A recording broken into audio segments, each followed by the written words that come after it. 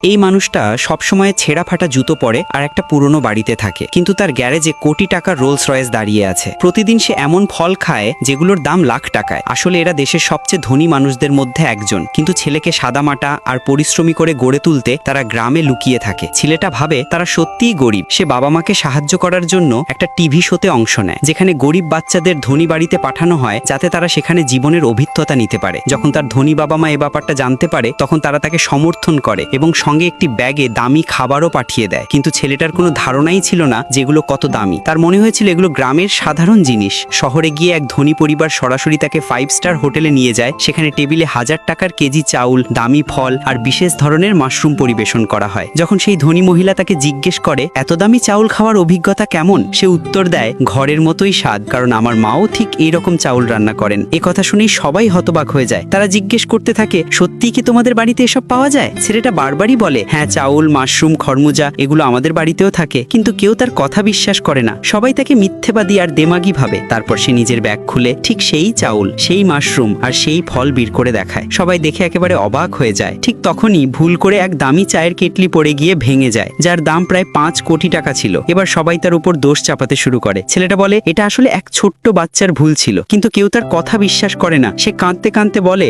শুধু আমি গ্রাম থেকে এসেছি আর গরিবের মতো দেখাই, তাই কি কেউ আমার কথা বিশ্বাস করবে না? গরিব হওয়াটা কি অপরাধ? ঠিক তখন এক গার্ড এসে বলে,